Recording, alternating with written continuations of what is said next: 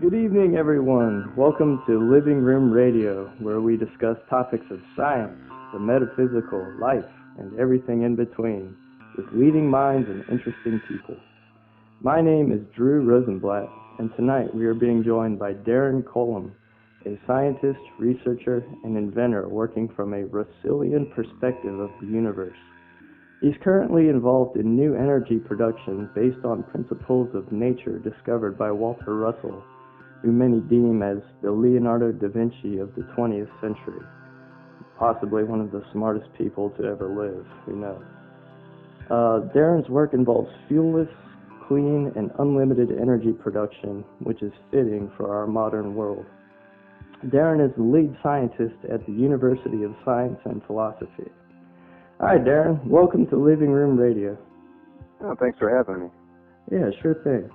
Could you start off just by giving us a little background about yourself, the work you're currently doing, and how you first became familiar with the work of Walter Russell and just sort of your light switch moment?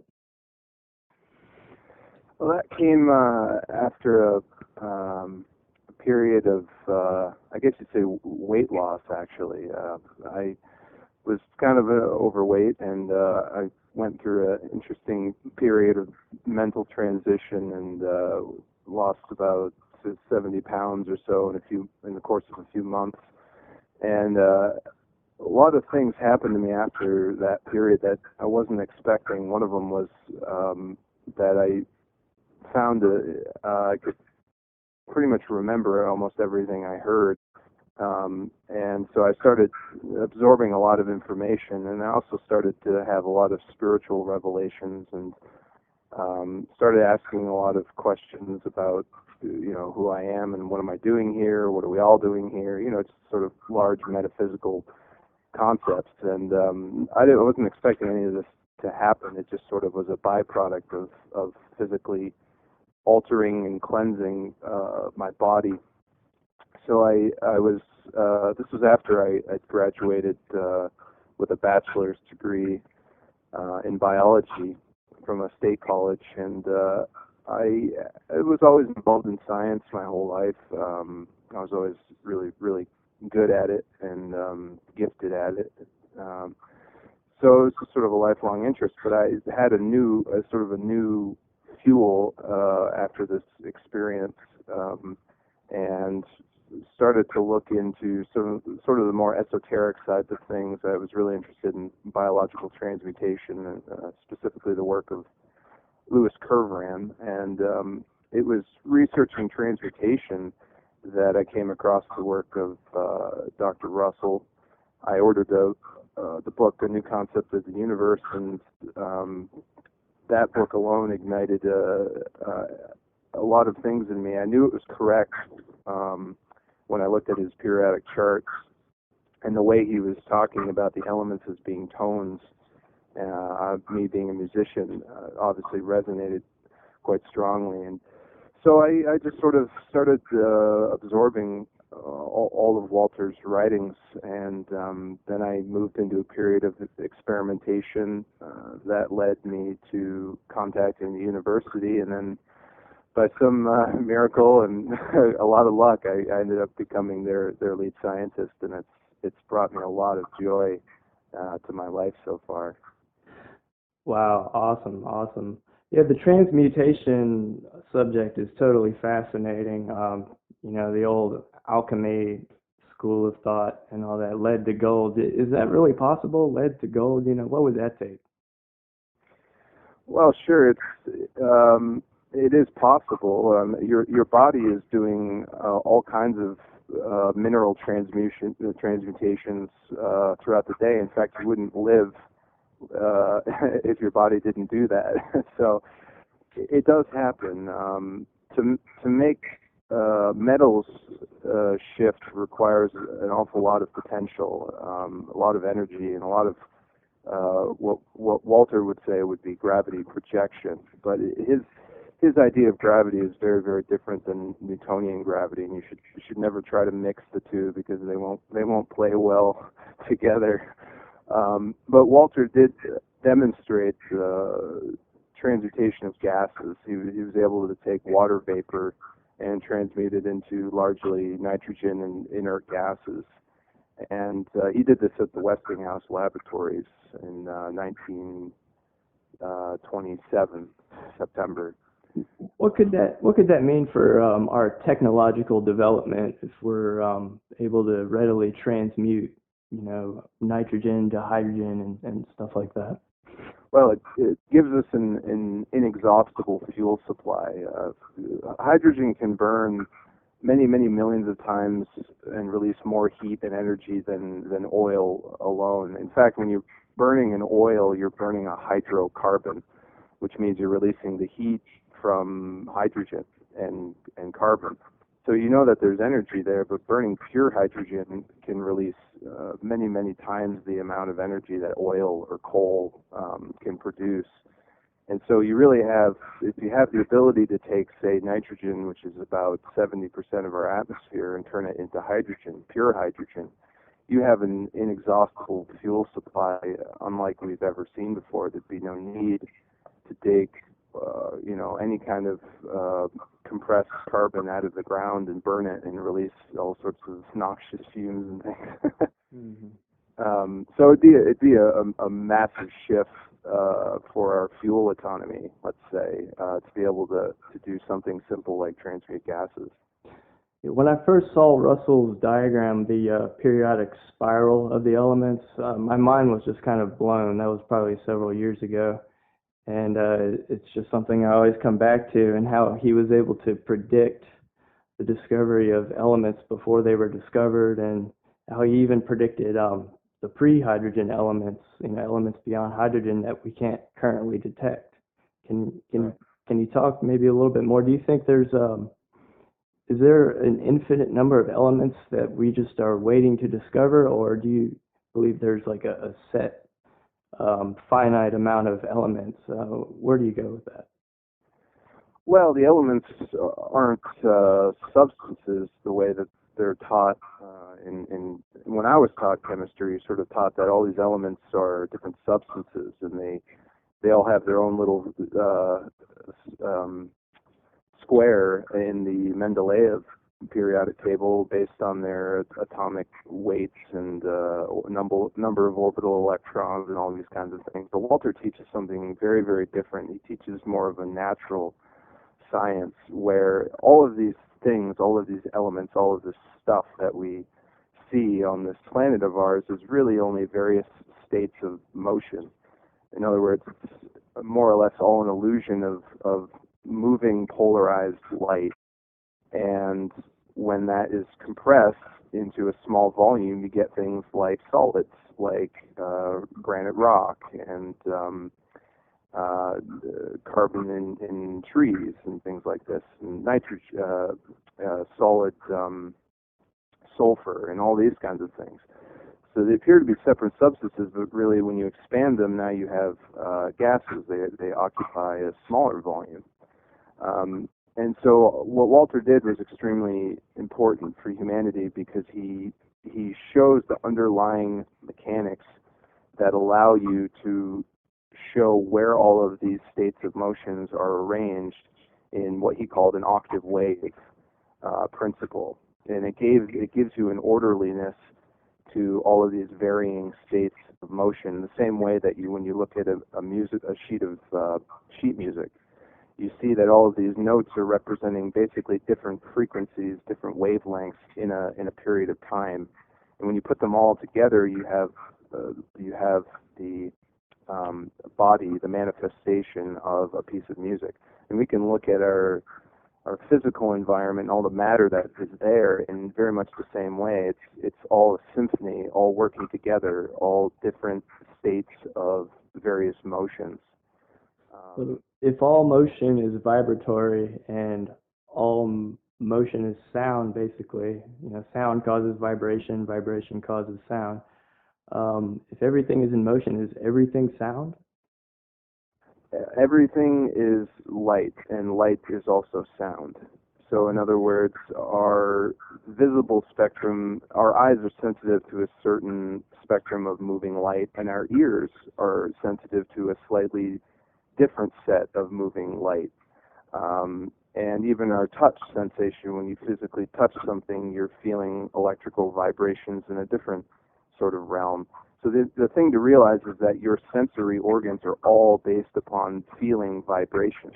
So you really only have one sense, rather than, I think they say we have 5 senses. But it's really not true. We really just have one. And they're all attuned slightly to different wavelengths and regions of all visible light. And this is how we put together, synthesize the experience of our day-to-day life. You know, we typically think of space as a vacuum, and what would you say to that idea? Do you think that perhaps rather than being a vacuum, it's just maybe filled with these pre-hydrogen gases and things like that? Yes, that's exactly what space is. It's basically gaseous elements that are beyond our perception to see. So our brain basically tells us that it's a negative space in the sense that it's not occupied by anything solid, right? So it is full of these pre-hydrogen elements. That's why Russell refers to them as the space octaves. In other words, they would occupy. They're beyond our ability to sense, even with our inventive abilities, being able to invent machines that can peer much smaller and much larger scales. They still are not able to allow us to see these elements that are preceding hydrogen, which is why in chemistry they teach you that there's no element preceding hydrogen, but in fact they are there. They're simply not able to be perceived either by our senses directly or by extending our senses with external analytical equipment. So space is basically full of elements that we can't see, but we can know that they're there. Just like there's always an inert gas preceding every element, except for on the Mendeleev chart, hydrogen is on its own. And Walter was always saying that that's completely impossible. That could never occur in nature.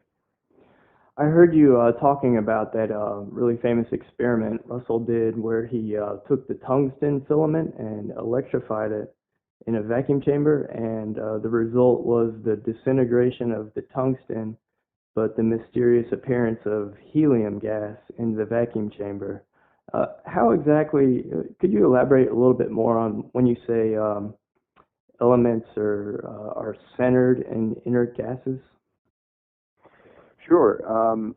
So you can think of the inert gases like seeds, right? Within a seed, if you're looking at, say, an oak seed, you know that tiny little point of mass that you're holding in your hand potentially becomes a gigantic tree full of a lot of mass, right? It becomes a very large thing. Now, if you think about how that happens, how does something so small contain all of that information, right?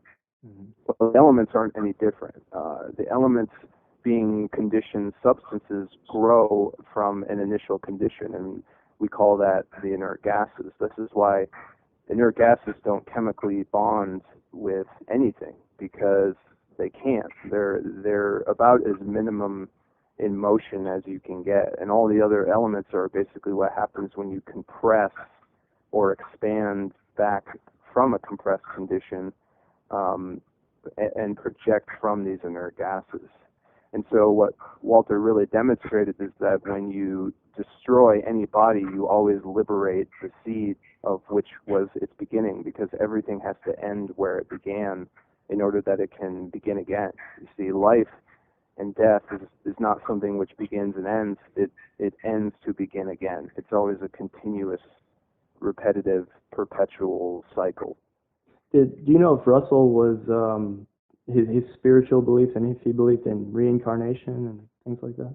Oh, absolutely. It was fundamental to their teachings. In fact, they've dedicated many volumes of individual books just on the topic of reincarnation. Specifically, if anyone's interested in that, you should read Why You Cannot Die by Walter's wife, Leo Russell. And also the home study course spends many, many units simply preparing the student to understand the reincarnation principle and how natural it is and how imperative it is for life to continue the way that we experience it. I wonder if Walter's going to be coming back anytime soon, or if he already has. Well, his work certainly lives on, and his message was of such grave importance that it was really, even though he was so far ahead of his time, we will collectively, as people in a species, eventually get to where we think and live exactly the way that he was. And it will be a much more harmonious experience for everybody then, I can tell you that. Yeah, he's got a bit of an ironic situation. He had up to a fourth grade education and dropped out of school, and then just kind of the school of life taught him everything he knew, I guess, huh?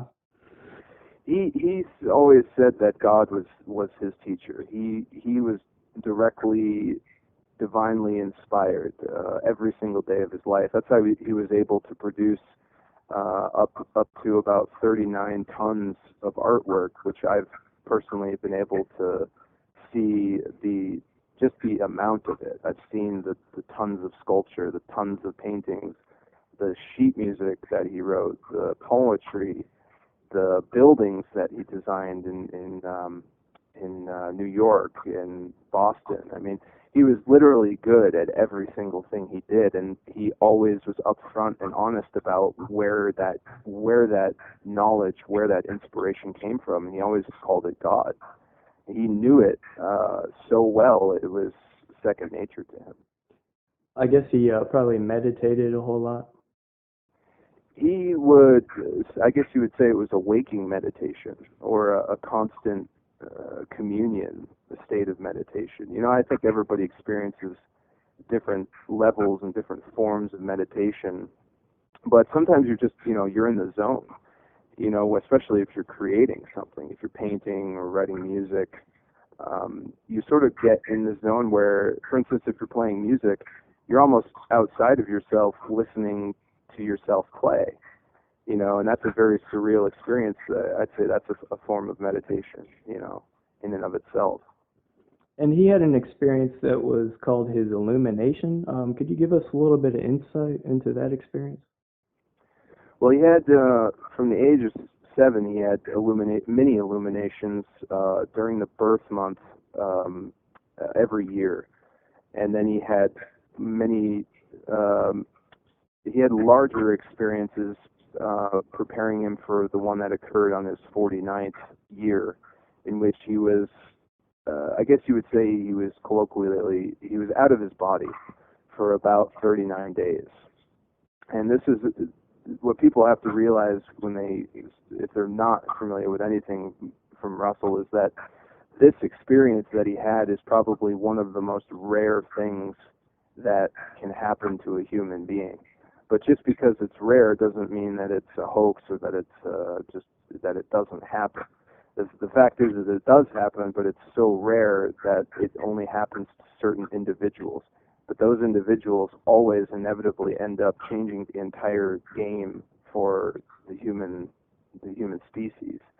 So this large illumination he had was in the year 1921, when he was 49, and it lasted for 39 days. And in that period, he wrote a tome called the Message of the Divine Iliad. And within this message was the foundation for an entirely new scientific paradigm that basically links religion or spirituality and science. He was able to basically put both of those things together into one complete cosmology. And then he spent the rest of his life trying to give this to science, but obviously they were unwilling to accept what he was saying because it was so radically different than what they understood at that time, and even today. It's one of the things that's so refreshing about his teachings, is that meshing of spirituality with science, because so often, the stereotype is, they're two forces pitted against one another. but he really beautifully shows that it's all interconnected, Yeah, and we need that. We need to be able to realize that science can only take us so far, and then you will hit a point where you're basically no longer asking scientific questions. You're asking philosophical questions. And so, myself, coming into this, I realized that you can't have science without a certain philosophical assumptions. And that penetrates right into what God is and what spirituality is, what your soul is. You will never really get a framework with which to have a workable science without really answering those questions, satisfactorily. Yeah, so often, God is depicted as this moody old guy sitting on a throne, but, ever since I was a child, I always had this idea that God was this field of light or something like that, and that's kind of what he teaches too, and I thought that was pretty cool that I kind of got, he calls it the still magnetic light, and he has many words to describe this, the omnipresent vacuum zero, but in many cases, I think the best word for it is simply mind. Your mind is not something which is destroyable, is it? I mean, your body can be destroyed or damaged, but you can never really damage your mind because it isn't really ever manifested, physically speaking. Right. And the mind isn't necessarily confined to the brain, is it? No, it's everywhere, isn't it? I mean, you can sit here in a house in Virginia and you're aware of your mind, but then you can get in a plane and fly over to Australia, and your mind is also there, isn't it? Mm-hmm. So your mind is actually a thing which is everywhere. It's omnipresent. And what your body seems to be is basically electrical sensory awareness that you're in a physical location. But your mind is always informed of that information at every single point in the universe. Mm-hmm. Can we talk a little bit about the concept of ether? I know Maxwell and Tesla and other big shots, they believed that the ether existed. How would you reconcile that concept with Russell's ideas?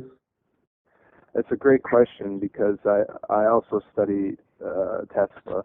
He's a big influence on me in many ways as an inventor. But the thing with the ether, I call it, and it's very important, but I call it a conceptual crutch.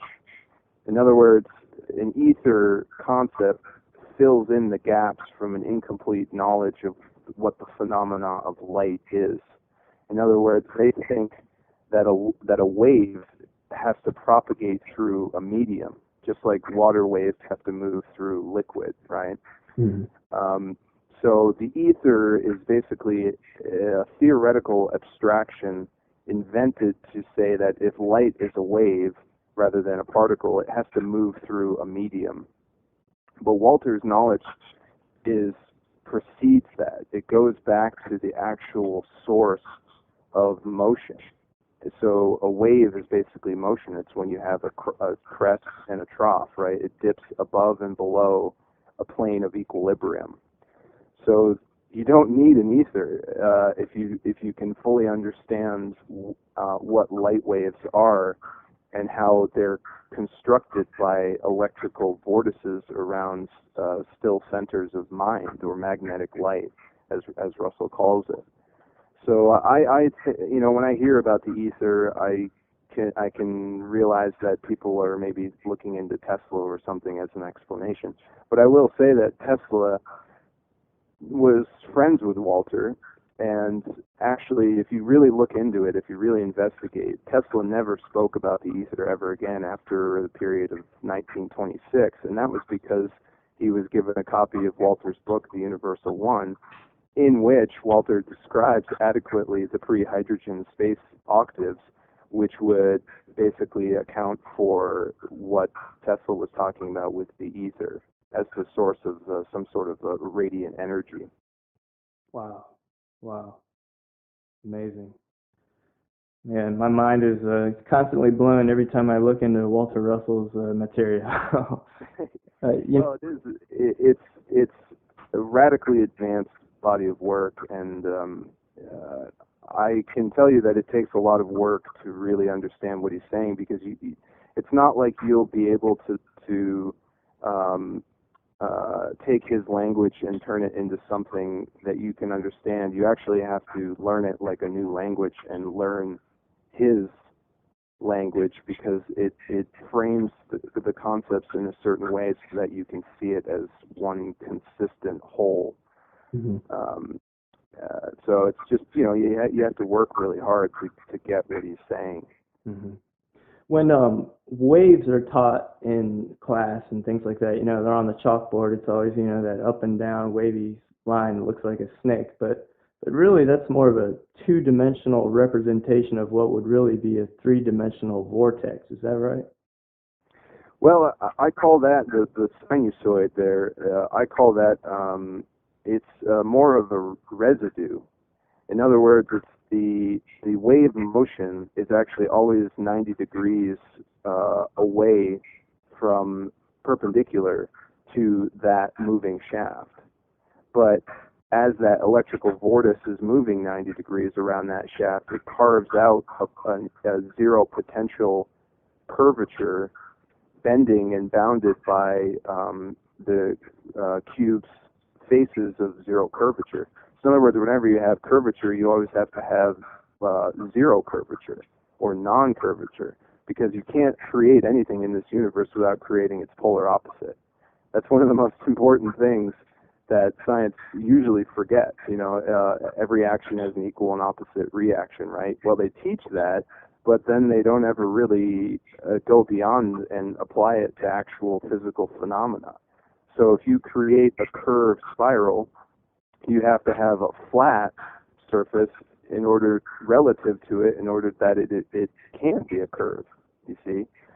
So that sinusoid is actually zero potential. The electrical motion is always 90 degrees around it, but what you see with that is exactly what you said. It's just a two-dimensional tracing. So it's like drawing a stick figure, right, of a person. You know that the stick figure is only an approximation of that person. The person doesn't really look like that. You're just making a trace, a really basic trace to get all of the features, and that's what a sinusoid wave is. It's just a basic tracing of what a three-dimensional electrical vortex looks like on an oscilloscope or something. Mm-hmm. So would you say all atoms are rings? Is that true? Yes, all atoms are rings, with only one exception, and that is carbon. Carbon is actually a perfect sphere, or a stack of rings that have closed up their central hole. And why do you think that is? Do you think it's something to do with rotation, which would naturally cause the ring shape? Well, by rings we mean ripples, essentially. In other words, this whole idea that an atom has a solid material nucleus with orbital electrons around it is essentially completely fabricated. It's never been verified. In fact, if you look up pictures of tungsten micrographs, they're able to actually photograph what tungsten atoms look like. And if you look at the pictures, they look like water ripples. They're simply concentric rings with nothing in the middle. The middle of an atom is always completely empty vacuum, I guess, if you want to say it that way. In other words, it's just like we were saying with the wave, is electrical motion around a still point. That's what every single atom is. It's just electrical motion in a circle around a still point, which is not moving. Yeah, the old saying, as above, so below. You know how the solar system, if you glanced at it from far away, could almost resemble, an atom, and the disk of the galaxies, and who knows, like, where it ends, like how far you go up, or how, how far down you go with it, Yeah, if you want to know what a carbon atom looks like, just look up in the sky and look at the spiral nebulas. That's exactly what carbon looks like. It's on the amplitude of its wave where it's equal on either side. It's at the crest or the trough of the wave, and it forms that pinwheel, that spiral structure that we see. The only difference really there is in time. The spiral in the galaxy that you see up in space is taking billions or maybe even trillions of years to have a one life-death cycle, but the carbon here on Earth maybe takes occupies less amount of time. But there's no difference in the structure and there's no difference in the formation at all. Mm-hmm. Jumping over to Russell's fourth law of thermodynamics, he states there is no energy in matter. Could you elaborate on that a little bit? Because my thinking is, energy is motion and everything's in motion. So, everything is energy. But what does he mean when he says there is no energy in matter? What he means is if you think of two kids on a seesaw, right? The two kids are oscillating. One is moving up and one is moving down, right? The two of them in motion seem to have energy. They seem to have a dynamic interchange of moving back and forth, which seems to equal a certain magnitude that we call energy. Well, however, you really investigate and really understand how and where the energy is, you would realize that the energy, all of the energy is in the fulcrum. It's in the part exactly between the two children on the seesaw that never moves. In other words, motion appears to be energy, but motion can't happen without non-motion. And as such, everything which moves is extended from something which doesn't move. And the thing which doesn't move is mind or God or energy. So what we think to be energy as a simulation of moving form isn't the actual energy. The energy is always borrowed from the thing which doesn't move. In other words, all energy comes out of mind and is projected and moved in order to simulate, to give it a body form. One of the best ways you can think about this is that look at a painting, right? You wouldn't say that beauty is physically in the paint. You would say that the beauty is a relationship between the painting and you. In other words, it's a quality, not a quantity. We have an obsession, or I guess a certain way of looking at it in our science, to say that energy has to be a quantity which is something that is dynamic.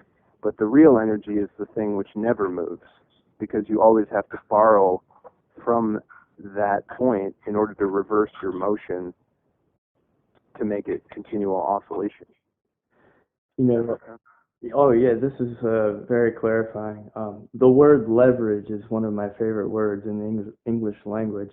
I work in construction to pay the bills, and I'm kind of a dabbler in science and things. By no means an expert, but the principle of leverage when we're engineering things, it just always comes in handy. And every time I do it, I just get kind of taken away to some other mental cloud or something. But there was an instance where there was a dumpster outside where we were putting the debris and material into. It probably weighed 5,000 pounds, and we removed like an old 10-foot oak post that was like a 4x4 post from inside where we were working. And I was just kind of challenging myself, and I said, you know what, I'll bet with leverage I could lift that dumpster up with this long 10-foot post. And so yeah, you go and put your fulcrum real close to the dumpster, and then find a good convenient spot to wedge the post beneath the dumpster. And me, at the very end of it, with almost minimal effort, I was able to lift a 5,000-pound dumpster with that principle of leverage in the fulcrum. And there's really something to that I think is, it seems like an ancient concept, like caveman engineering, but it also seems so futuristic too at the same time. That's a beautiful example of what Walter called power multiplication. In other words, you on yourself, your own body, there's no way you could move 5,000 pounds. but you apply really a concept. What you employed there was just a concept of a fulcrum and a lever, and you were able to multiply your power and achieve something that you couldn't achieve on your own.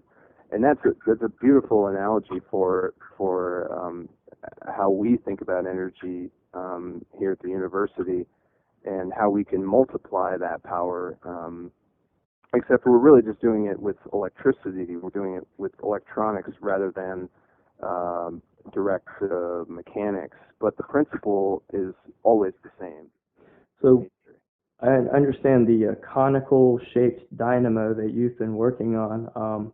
Would you say that in a way that's a form of like electrical leverage, with the way that the wires gradually get smaller and smaller from a larger radius? Yes, that's exactly how I would describe it. Is electrical leverage.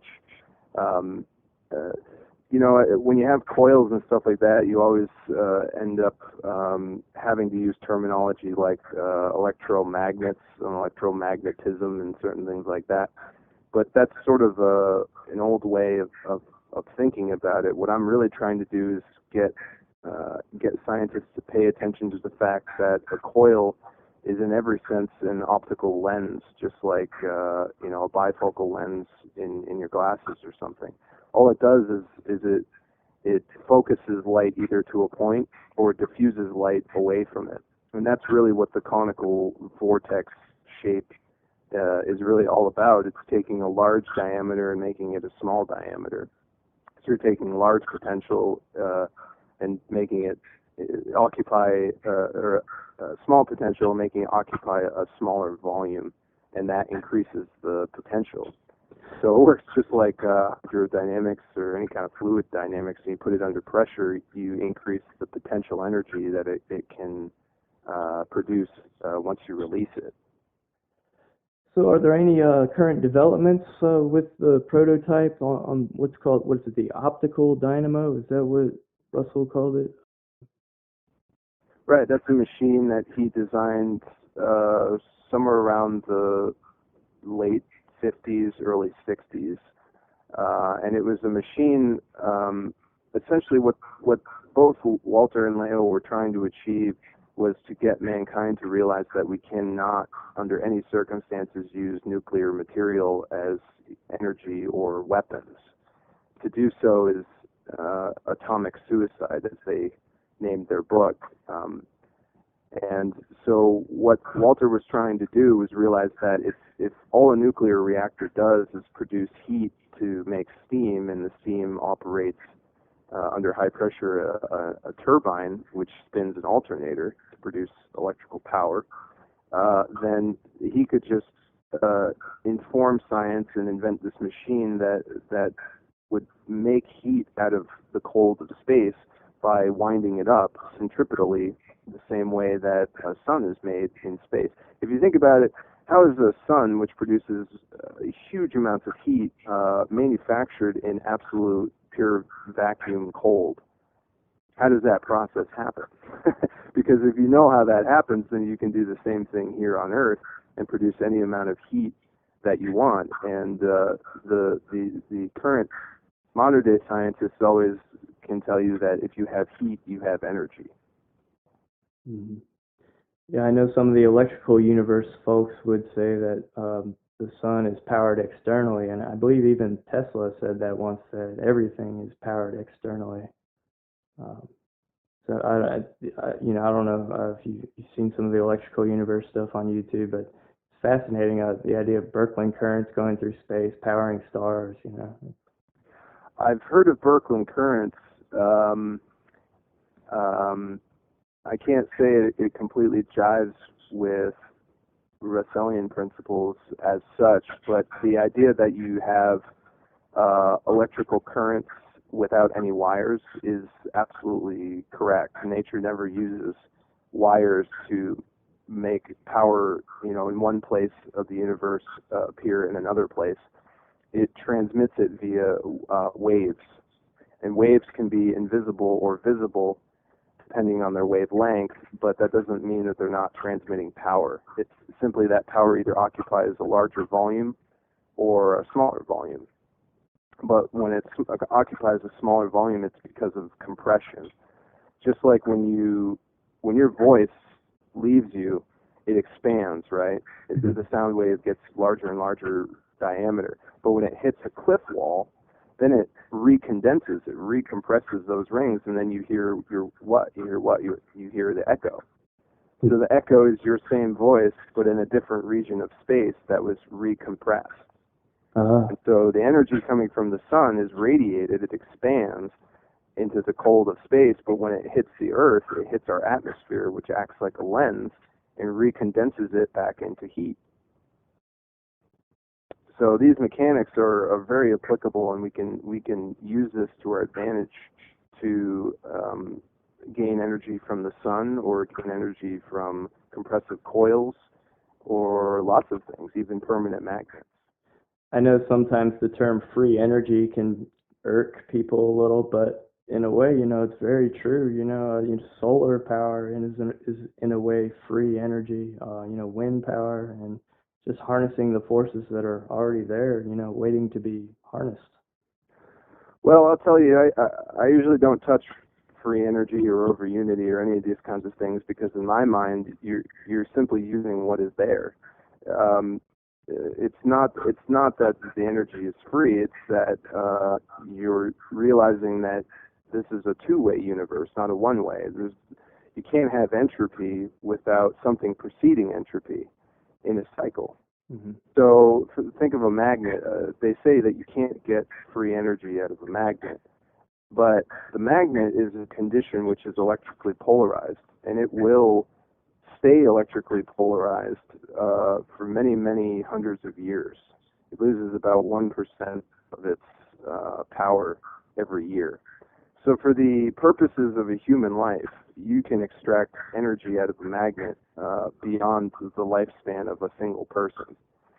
So if you really think about it, all we're really doing when we're talking about energy or gaining energy without fuel is manipulating intervals of time. If the time interval exceeds the human lifespan, then you could technically call it free energy, I suppose. Mm-hmm. But it's not really. It's just a longer wavelength, just like the sun will eventually stop producing radiation and heat, but it takes many, many, many billions of years to do so. Mm-hmm. Let's talk about cold and superconductivity. I've seen experiments where wires were given a bath of liquid nitrogen, and all of a sudden they became more conductive. What's going on there? Well, to study Russell's thermodynamics, he says that cold is generative and heat is radiative. So when you pass electricity through a wire, you can feel, depending on the diameter and the length of the wire and the amount of current you're putting through it, you can feel a proportionate amount of heat. And that heat dissipation is radiating out into the cold of space.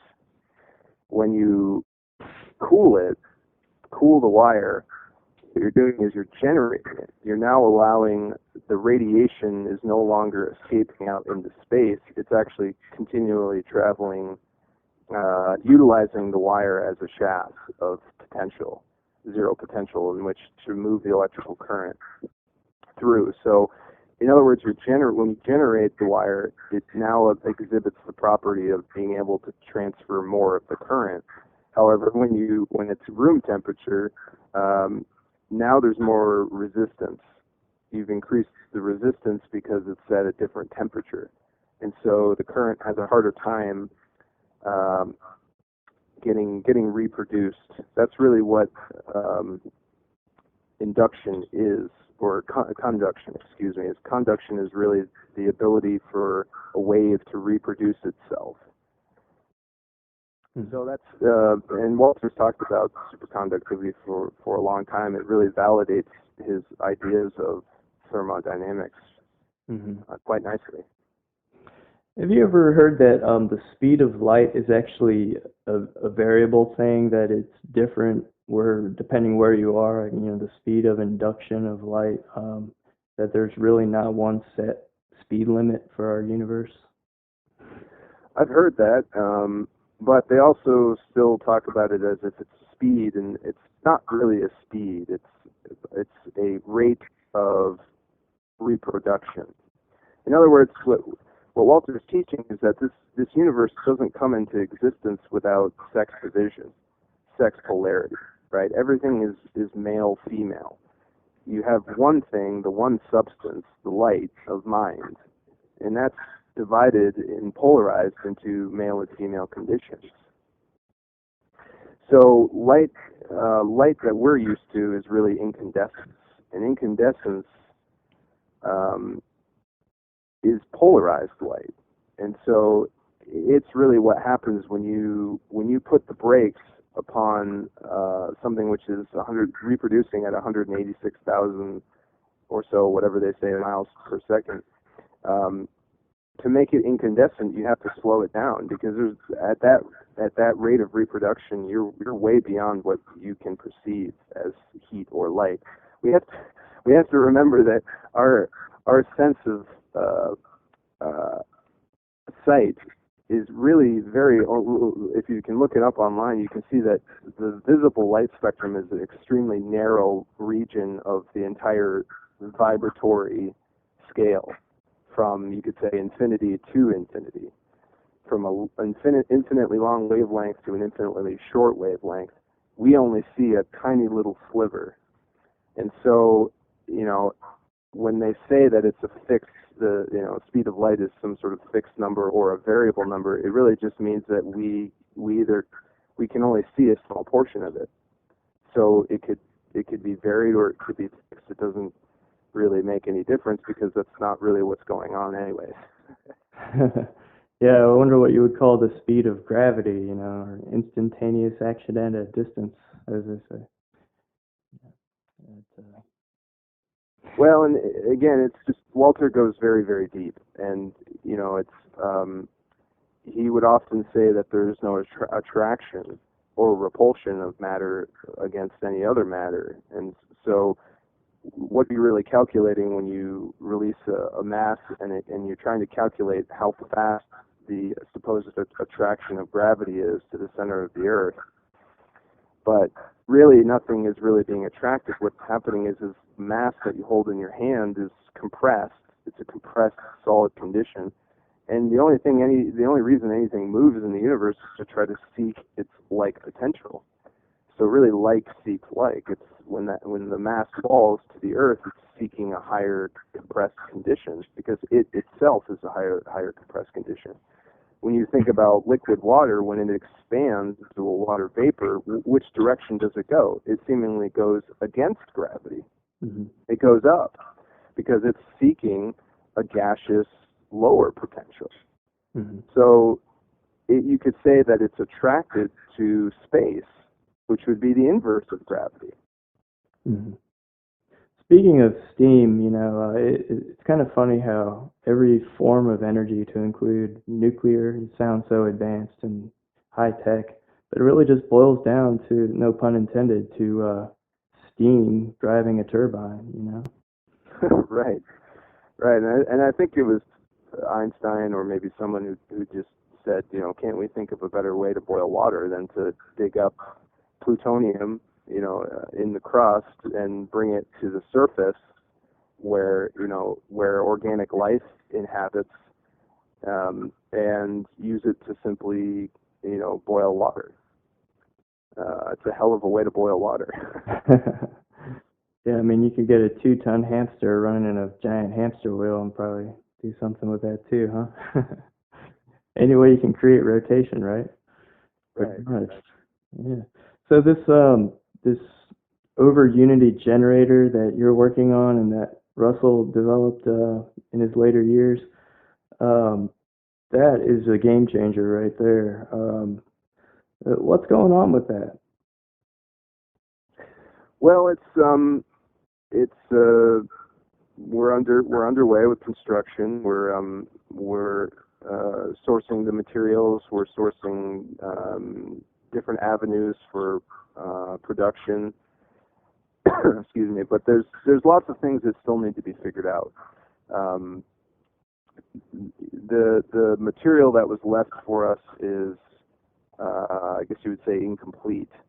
but we've made a lot of advances in the understanding behind it, largely due to just certain experiments that I've done on my own, and just thinking about it a lot, quite frankly. I mean, just putting in the work to understand it better.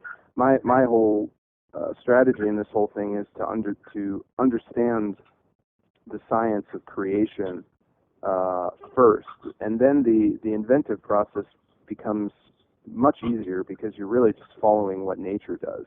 When we produce heat, we will produce it the same way nature does.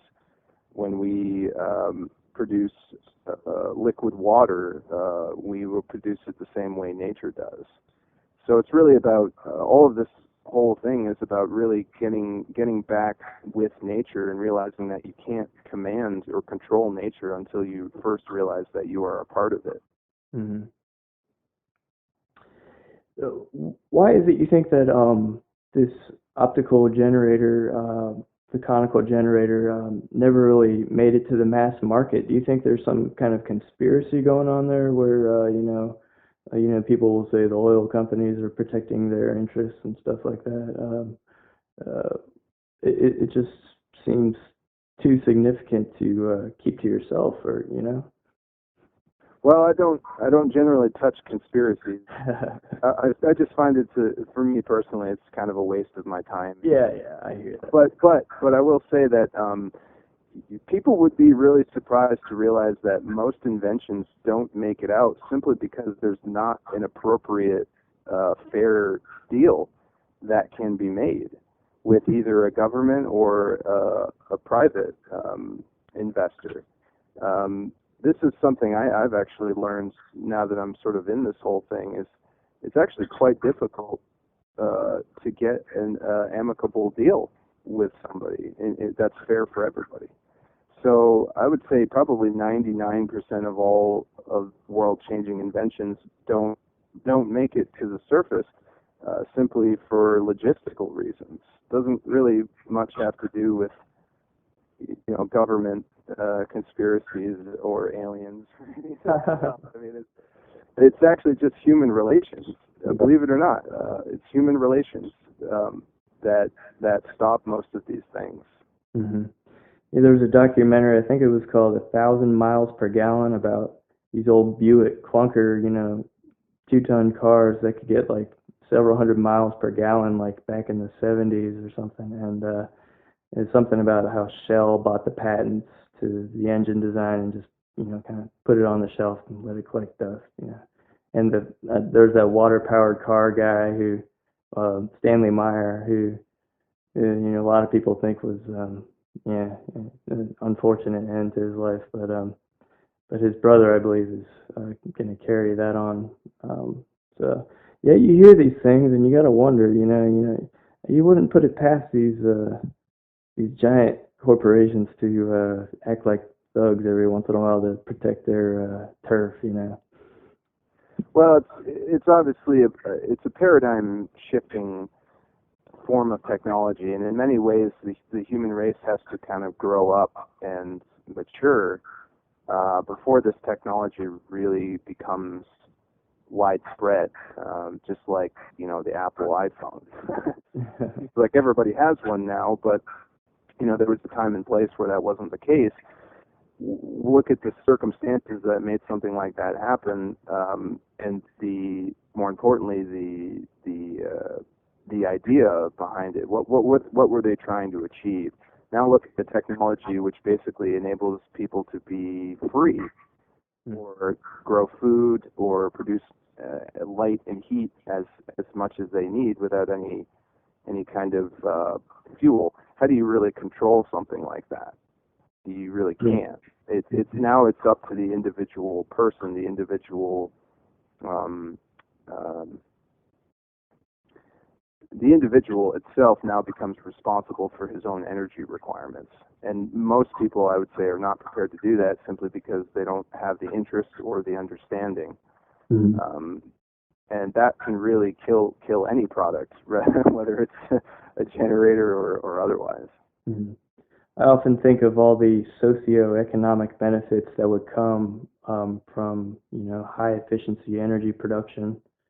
Just, it'd probably just free the world literally, and everybody would have more free time, and I mean, honestly, this winter I think maybe probably half of the money I make has gone into heating oil and and gasoline. Just to imagine if I could just have free heat and wouldn't have to work so hard to pay the bills and all that stuff. So more free time for dabbling and tinkering, right?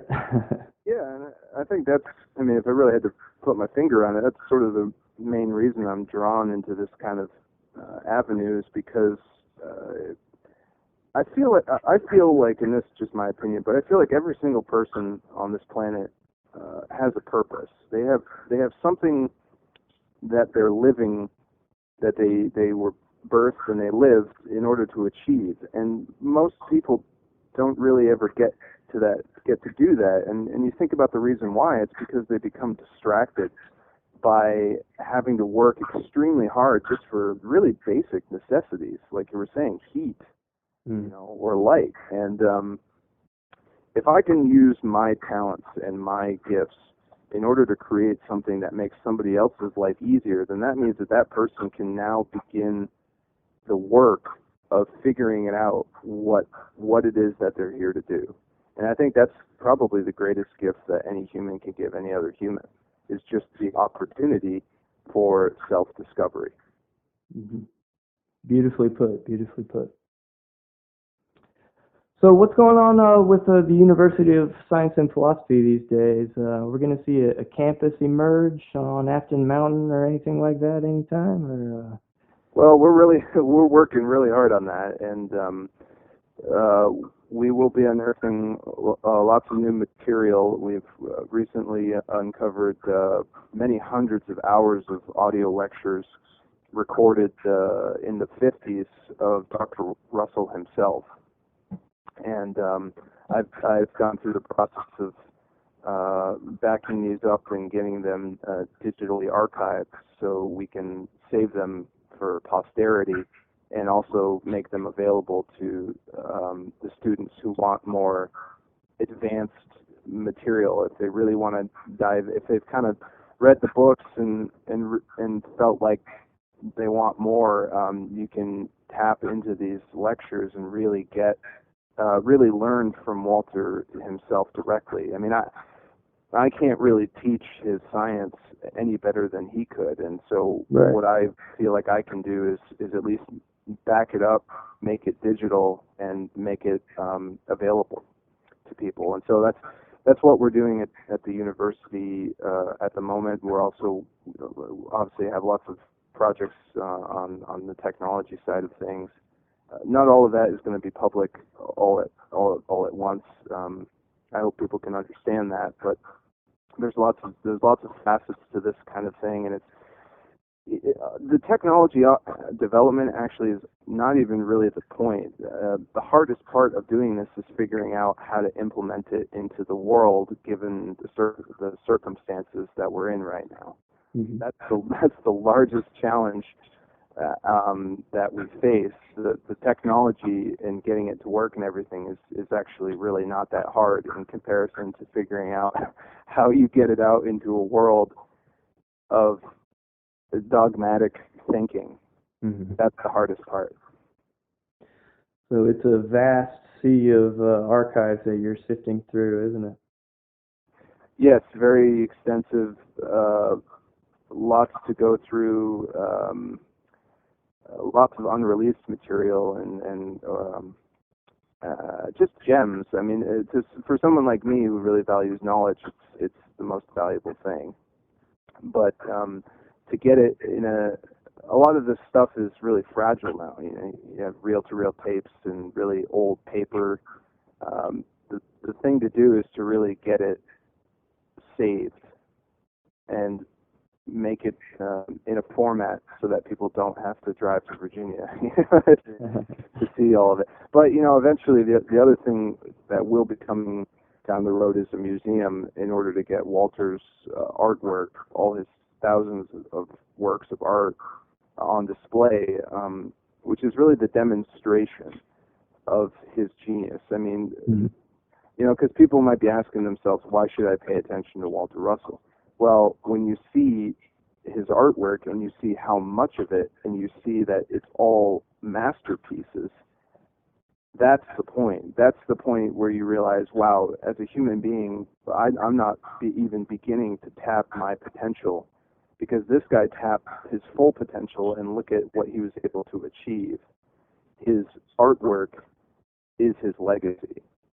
It's the demonstration of a man who is working with the creation of the universe to create and produce masterpieces, just like God does. God creates a masterpiece called the universe.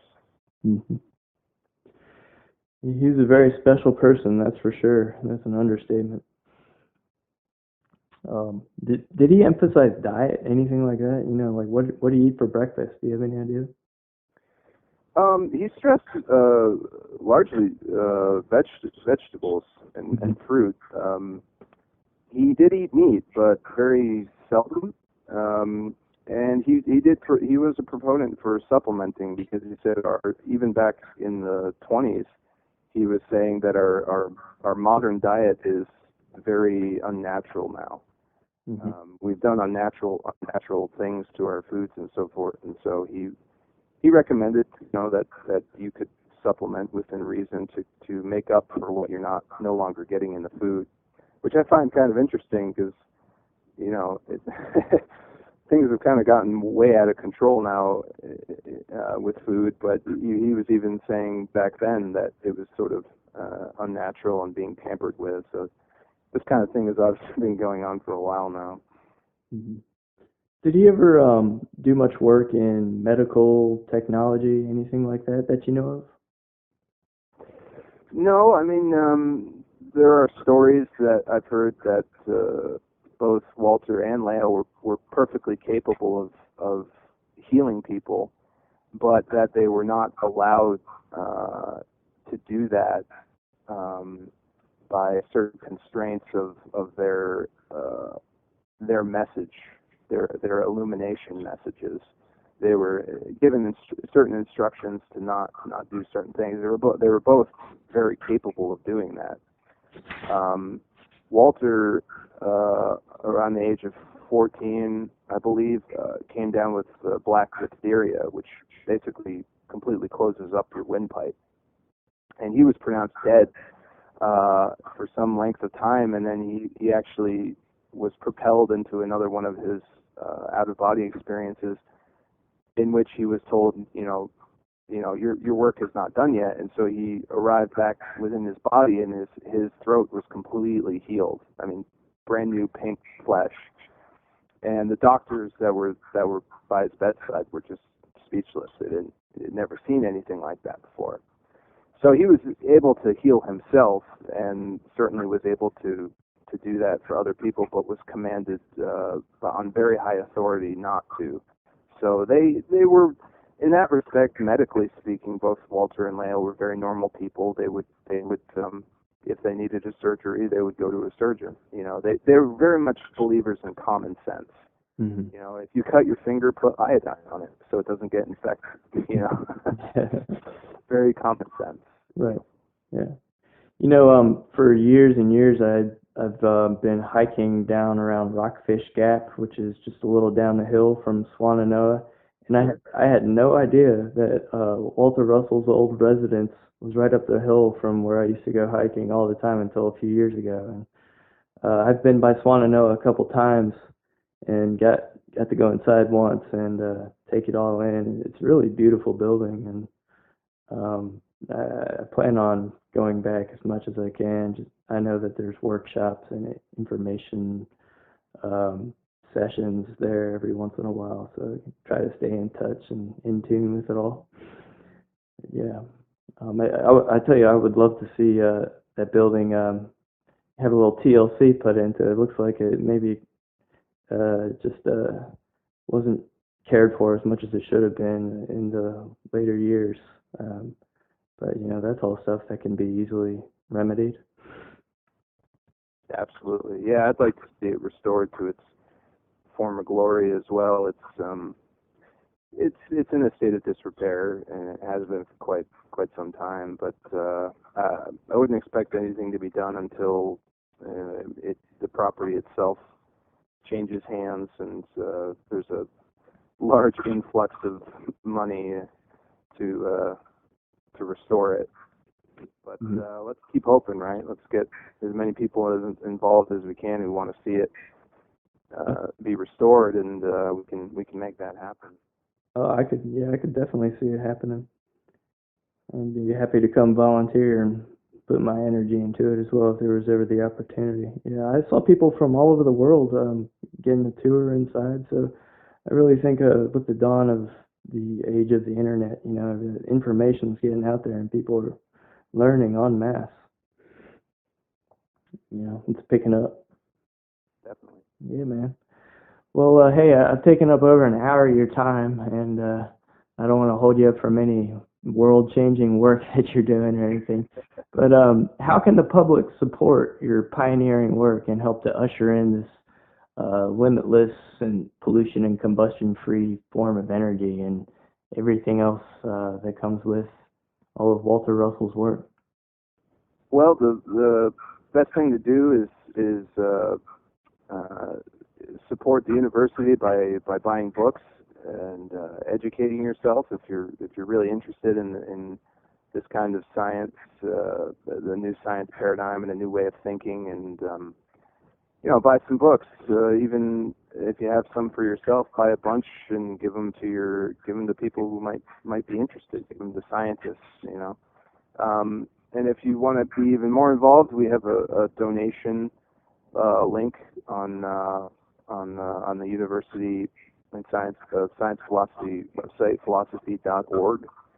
People can go there, and there's even a page under the faculty site for me, and you can see a little bit about what I'm doing, and there's a donation button on there that goes to the same place. And yeah, we appreciate the support. We've had a lot of positive things from people since we released the homecoming videos from last year, and it's been a fantastic reaction. I've gotten unbelievable amounts of love and support from people, and if you're really interested in this kind of stuff, just let us know. We've had lots of people write in and say they want to help, and we're excited that people are getting really interested in this kind of thing. Yes, it's very exciting, very exciting. Well, Darren, thank you so much for joining me. I hope that maybe down the road sometime I can have you on again and we can have another fun little chat. And again, just thanks so much. You're a superstar, man. Oh, thanks. Very kind. All right, well, hopefully be in touch, and I can't wait to just every once in a while take a gander at what y'all are doing over there. So thanks again, man. I appreciate it. All right, Darren, you have a good night. Thanks. You too. Bye-bye. Bye-bye.